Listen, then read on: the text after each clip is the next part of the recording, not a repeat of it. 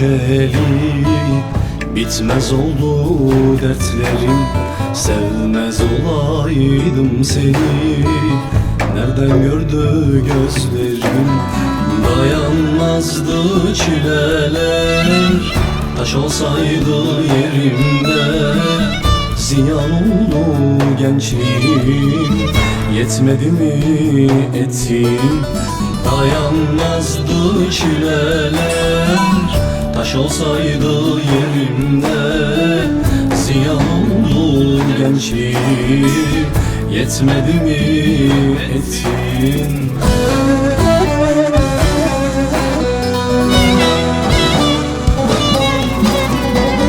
Dilerim ki hayırsız benim gibi sevesin.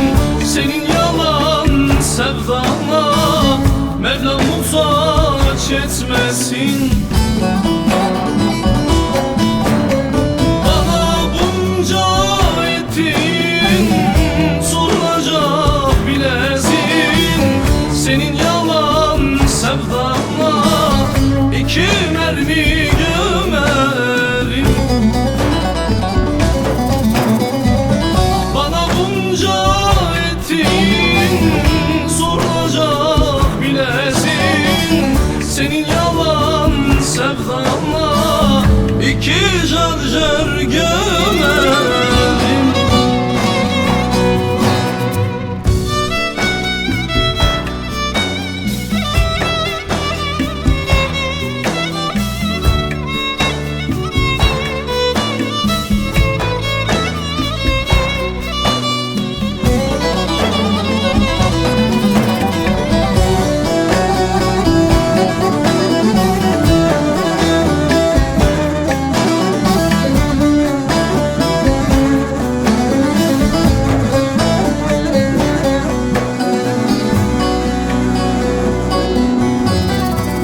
Zehir olup işledin, girdin benim kanıma.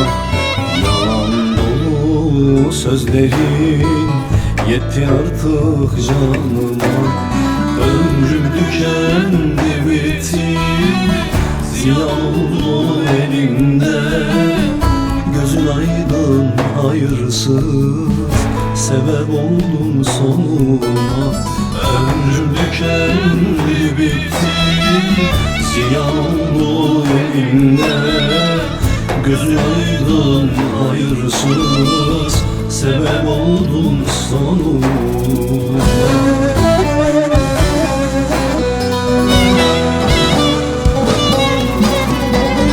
Dilerim ki